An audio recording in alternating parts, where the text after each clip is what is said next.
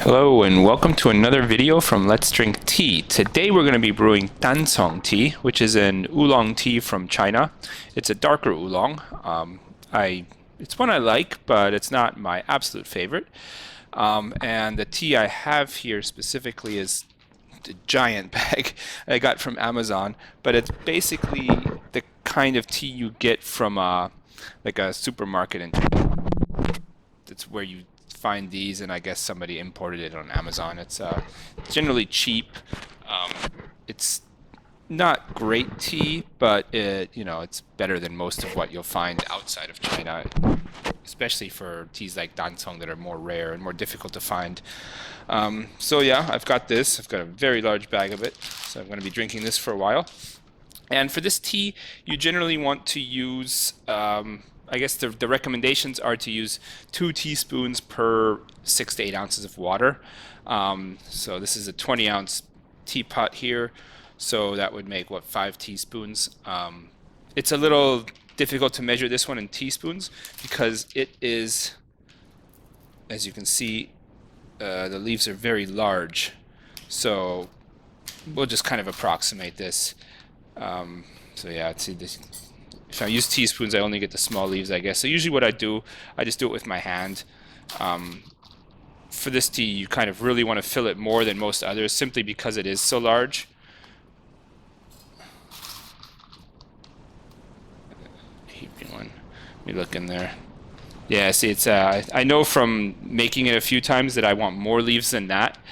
So I'll go ahead and add a few more, just because, like I said, it's hard to do this with a teaspoon. So you basically want to fill it a good amount. I've got it about that high, and that'll make for, I don't know, you can usually get a lot of infusions out of this tea, 8 to 10 even.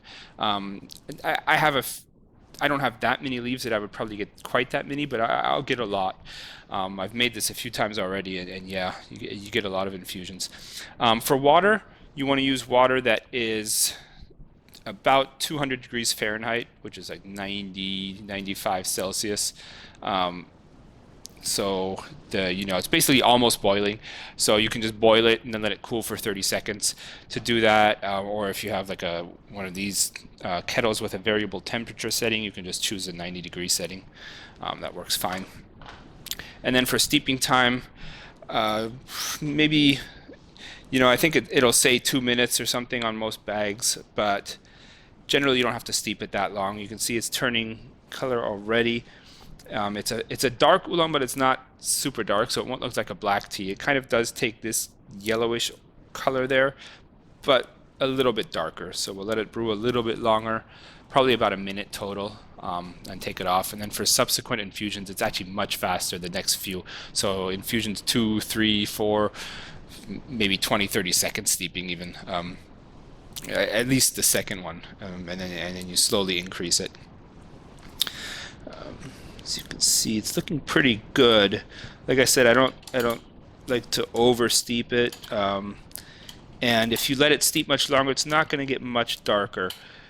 And I'd rather have a few extra infusions so that I can just kind of keep drinking it throughout the day rather than make the first one extra strong. So I'll give it another 10-15 seconds and then take it out. You can see it's a fairly easy tea to brew. The hardest thing is measuring the amount of leaves, because you can't really do it with teaspoons because they just don't fit on a teaspoon. So just approximate it the first time and then adjust from there. If I had gone with what I had when I had 5 teaspoons, it would have worked fine. But probably I would have gotten a few fewer infusions towards the end, maybe only 3 or 4, and I want a few more, so I added some extra leaves. But that's really just a matter of taste. And that looks good to me, so I will go ahead and take it out. Just drip a little bit. And that's basically it. See, it's fairly easy to brew, like I said, and it's a good tea too, good tasting. It's, like I said, not my favorite, but it's an oolong tea. They're almost all good. It's one of my favorite types of tea. So that's it. Thank you for watching, and have a good day.